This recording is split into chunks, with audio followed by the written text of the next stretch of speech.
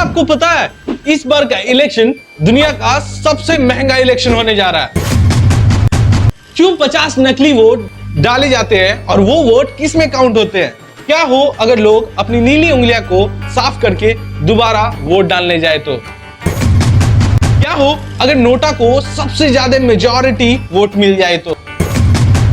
क्या आपको पता है ईवीएम मशीन चलती कैसे है और क्यों ईवीएम मशीन में 3840 वोट्स डलते थे उसे घटा कर 2000 वोट्स कर दिए गए?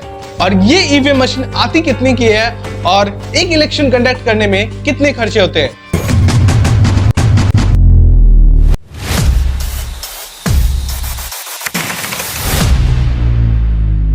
नमस्कार दोस्तों, मेरा नाम है देव मलिक और आज की इस वीडियो में मैं आपको क्लियर करने वाला हूं इलेक्शन और ईवीएम मशीन के मिथ्स को।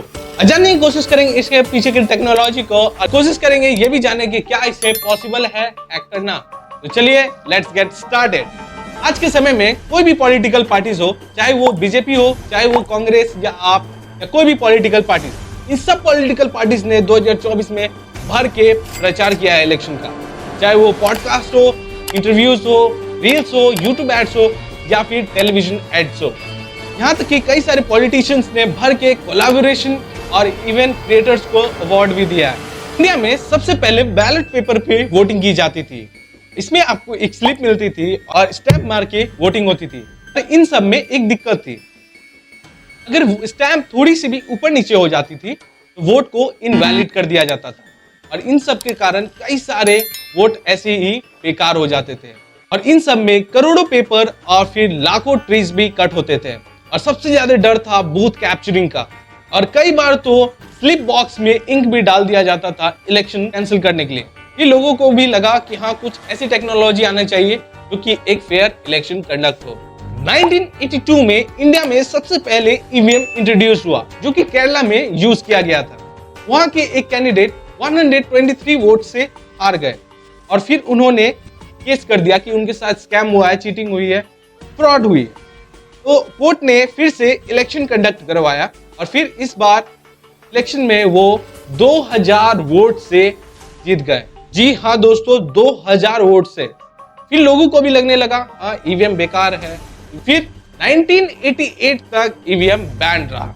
ईवीएम इलेक्टोरल वोटिंग मशीन, या दोस्तों ये एक बॉक्स की साइज की होती है और सारी पार्टीज के कैंडिडेट्स के नाम लिखे होते हैं और उसके बगल में उनके चुनाव चिन्ह और उसके बगल में ये वोटिंग बटन होती है जिसे दबाकर लोग वोट करते हैं। आई एम श्योर आपने देखा ही होगा। बट उसके साथ एक और चीज होती है जो कि है कंट्रोल यूनिट, जो कि वहाँ के रिस्पेक्टिव ऑफिसर्स के हाथ में होती है, जो कि बैलेट यूनिट से कनेक्ट होती है। वहाँ के रिस्पेक्टिव ऑफिसर्स कंट्रोल यूनिट में बटन दबाते हैं, तभी बैलेट यूनिट एक्टिवेट होता है और तभी लोग वोट कर सकते हैं। एक और चीज होती है दोस्तों वीवीपैट, जो मैं आपको आगे बताने वाला हूँ। तब तक जानते हैं ईवीएम के इंटरनल फंक्शन के बारे में। ईवीएम मशीन ना ही कोई इलेक्ट्रिसिटी से कनेक्ट होती है, ना ही इसमें कोई ब्लूटूथ, वाईफाई या फिर यूएसबी पोर्ट इंजेक्ट करने का कोई ऑप्शन होता है। मतलब इसको हैक करने का कोई भी चांस ही नहीं है। पर जो हारी हुई पार्टीज ने क्लेम डाला था ये ईवीएम हैक की गई है या फिर हैक हो सकती है, इससे एक फेयर इलेक्शन कंडक्ट नहीं होगा, वो इलेक्शन कमीशन ऑफ इंडिया ने एक ओपन चैलेंज दिया उन सारी पार्टीज को कि आप दुनिया के किसी भी एक्सपर्ट को बुला के इस मशीन को हैक करा के दिखाओ। और आप मानोगे नहीं, आज तक किसी भी पार्टी के कोई भी एक्सपर्ट नहीं आए इसको हैक करने के लिए। बहुत सारे लोगों के अंदर एक सवाल होती है कि क्या होगा ईवीएम में अगर एक साथ 2 बटन दबा दिए जाए तो? देखिए ऐसा होता नहीं है। ईवीएम में एक टाइम में एक बार पे एक ही बटन दबता है।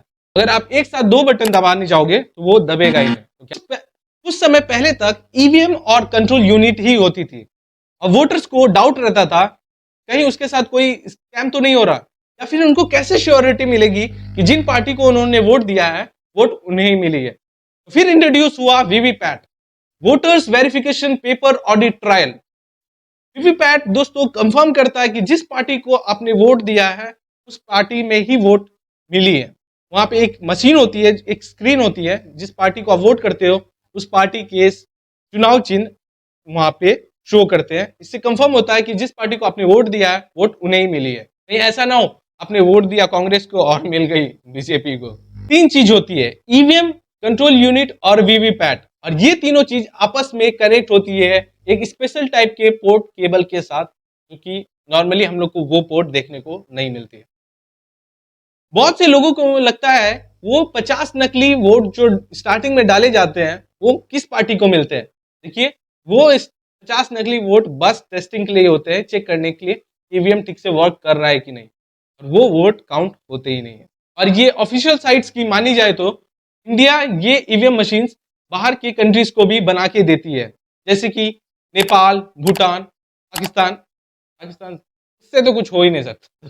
इंडिया का इलेक्शन दुनिया का सबसे बड़ा और सबसे महंगा इलेक्शन होता है। इस बार इस इलेक्शन में 1.4 बिलियन लोग वोट करेंगे, और आप मानोगे नहीं, इस बार के इलेक्शन में लगभग 1.35 लाख करोड़ रुपीस खर्च किए गए। और आप इस बात का अंदाज इससे लगा सकते हो कि बस 33 करोड़ रुपीस के तो वो इंक खरीदे गए हैं जो आपकी उंगलियां पे लगाई जाती है। पहले ईवीएम मशीन में 3840 वोट्स तक डालते थे, और अब उसे घटा के 2000 वोट्स कर दिए गए, वो बस इसलिए कि मशीन पे ज्यादा प्रेशर ना पड़े। पहले ईवीएम में 16 कैंडिडेट्स तक लिस्ट होते थे, बट अब उसे बढ़ा के 24 कैंडिडेट्स कर दिए गए हैं। नेतागिरी बढ़ रहा दोस्तों, तो क्या कीजिएगा। ईवीएम ना ही इलेक्ट्रिसिटी से कनेक्ट होती है, ना ही इसमें कोई ब्लूटूथ, वाईफाई या फिर कोई भी केबल इंजेक्ट करने का पोर्ट होता है। मतलब इसको हैक करने का कोई चांस ही नहीं है। ईवीएम चलती है तो बस 7.5 वोल्ट की बैटरीज के साथ, जो कि पैक ऑफ बैटरीज को अटैच कर देते हैं वो मशीन में। बहुत से लोग सोचते हैं क्यों ईवीएम को इलेक्ट्रिसिटी से कनेक्ट क्यों नहीं करते। देखिए दोस्तों, इसमें दो चीज हो सकती है। एक तो अगर बीच में लाइट चली जाए इलेक्शन के दौरान तो बीच में ही वोटिंग रुक सकती है। दूसरा ये है कि दोस्तों आज भी इंडिया के कई गांव में इलेक्ट्रिसिटी नहीं पहुंच पाई है, इसीलिए इसे बैटरी सिस्टम बनाया गया। बहुत से लोग सोचते हैं वो अपनी नीली वाली उंगलियां को साफ करके अगर दोबारा वोट डालने जाए तो क्या होगा। देखिए दोस्तों, वो जो इंक आपकी उंगली पे लगाई गई है उसमें सिल्वर नाइट्राइड डली हुई है, यानी कि आप कोई भी soap, cleaner, petrol, kerosene, diesel या फिर कोई भी नेल पॉलिश रिमूवर कुछ भी यूज कर लो, वो नहीं हटने वाली है। इनफैक्ट यानी कि आप इस तरीके से दोबारा वोट नहीं कर सकते। Last but not the least दोस्तों, क्या होगा अगर नोटा को मेजॉरिटी ऑफ द वोट्स मिलेंगे। देखिए, ऐसा कुछ बड़ी बात नहीं है, जो सेकंड रैंक पे कैंडिडेट होंगे उन्हीं को विनर माना जाएगा। ऐसी कमाल की वीडियोस देखने के लिए टेकी देव को सब्सक्राइब करो। और हाँ भाई, इस वीडियो में बहुत मेहनत लगी है, सब्सक्राइब कर दो, बता रहा हूं मैं सच में।